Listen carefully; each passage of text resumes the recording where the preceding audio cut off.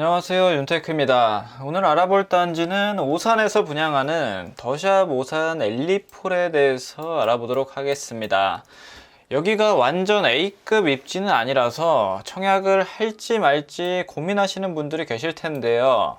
입주자 모집 공고를 보시고 결정에 도움이 되셨으면 좋겠습니다. 입주자 모집 공고는 6월 11일 날 오늘 나왔고요. 특별 공급 접수는 6월 21일, 1순위는 다음날 받습니다. 당첨자 발표는 6월 30일에 있고요. 입주 예정은 당첨자 발표가 나고 나서 2년 반 뒤에 23년 12월에 입주 예정입니다. 그리고 공급 내용을 보면 927세대로 대단지 아파트고요. 경기도 오산시는 비투기 과열지구 및 청약 과열지역, 조정 대상 지역입니다. 앞서서 분양했던 세교지구는 택지개발지구였죠. 여긴 아쉽게도 택지개발지구가 아니라서 분양가 상한제를 적용받지 않습니다. 입지로 보면 택지개발지구는 아니지만 바로 옆에 붙어 있고요. 택지개발지구였으면 오산시뿐만 아니라 수도권 거주자도 청약이 가능했을 텐데 여기는 오산시에 거주하시는 분들이 100% 우선 공급 받습니다. 분상제를 적용받지 않기 때문에 거주 의무가 없고 전세도 가능하고요. 그리고 재당첨 제한 7년에 걸립니다. 전매 제한은 소유권 이전 등기일까지 걸려 있고 1순위 자격은 기본적으로 충족하셔야 됩니다. 예비 입주자는 3배수 모집하고 8호 이하 물량만 있네요.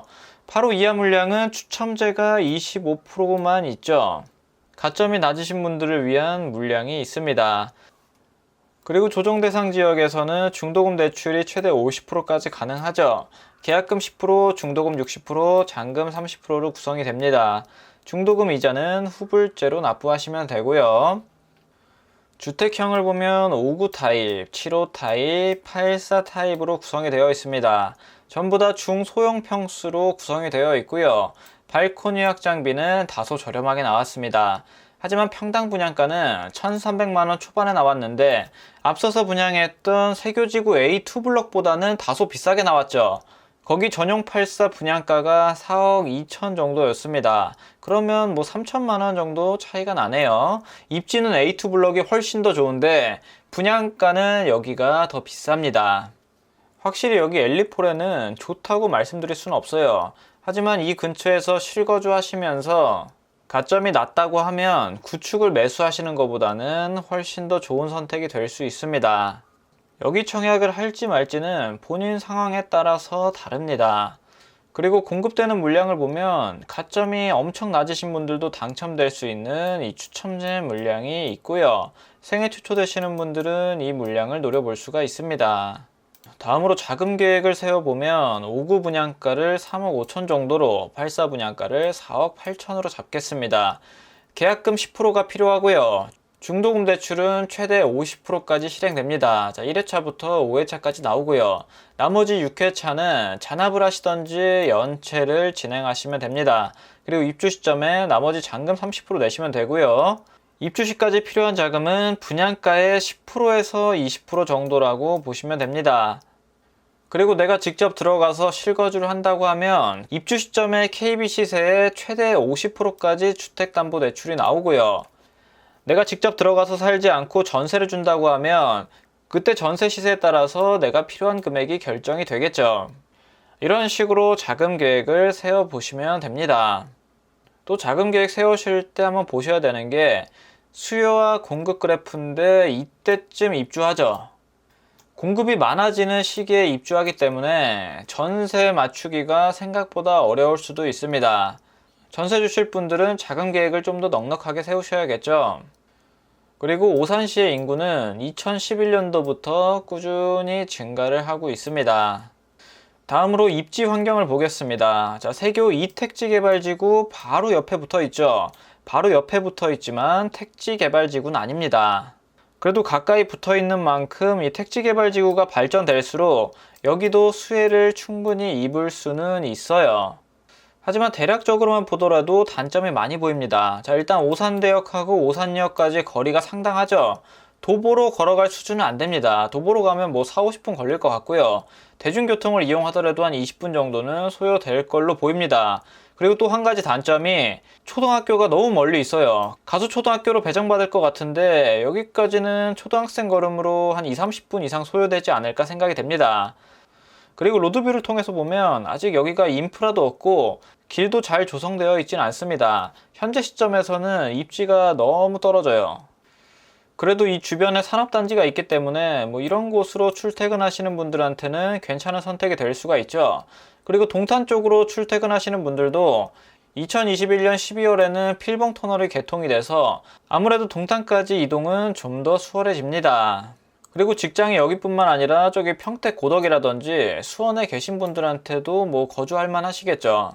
여기는 대중교통을 이용하시는 분들보다는 자가용을 이용하시는 분들한테 알맞은 입지입니다. 앞으로 미래 가치에 대해서 말씀드리면 이번에 4차 철도 계획에서 이 기흥에서부터 분당선이 연장된다고 나왔죠. 이게 실현만 된다고 하면 굉장한 호재입니다.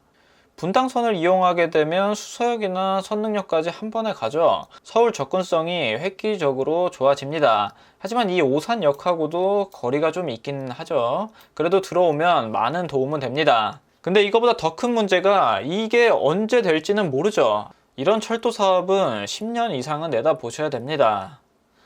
하지만 이 분당선이 개통되기 전이라도 뭐 계속 호재가 발생한다 그러면 집값에는 긍정적인 영향을 줄 수가 있겠죠. 오산 엘리포로의 장점을 보면 말씀드렸다시피 분당선 연장되는 호재가 있고요. 그리고 1군 브랜드인 더샵이 들어옵니다. 또 하나의 좋은 호재가 있는데 대규모 근린공원이 들어옵니다. 단지 바로 옆에 80만 제곱미터의 중앙공원이 조성 계획되어 있고요. 이 정도 사이즈면 동탄 호수공원보다도 더 큽니다. 하지만 문제는 이것도 언제 될지 모릅니다. 계획대로 분당선 연장이 되고 이 대규모 근린공원까지 들어오면 여기 아파트는 오를 수밖에 없겠죠. 그리고 세교택지개발지구가 발전할수록 여기도 같이 편승해서 발전할 가능성이 높습니다. 동탄 신도시랑 인프라 공유할 정도로 가깝진 않죠. 세교지구의 인프라를 공유할 것 같습니다. 엘리포레가 이쯤에 위치하게 되는데 주변에 인프라가 뭐 구성된 게 거의 없습니다. 여기 세교택지개발지구가 얼른 좋아져야지 뭐 여기도 수혜를 입을 것 같습니다. 자, 로드뷰로도 한번 볼게요. 로드뷰로 보시면 여기가 이제 엘리포레가 들어오는 데인데 이 주변에 뭐 아무것도 없죠. 근데 원래 투자는 이렇게 아무것도 없을 때 들어가서 뭐 인프라나 이런 게 다 구성되고 그때 팔고 나오는 게 가장 좋긴 합니다. 하지만 그렇게 하시려면 여기에 실거주를 하실 수 있어야겠죠. 투자로 생각하신다 그러면 너무 지금 현재 가치만 보지 마시고 나중에 미래에 어떻게 바뀔지도 생각을 해보시길 바랍니다.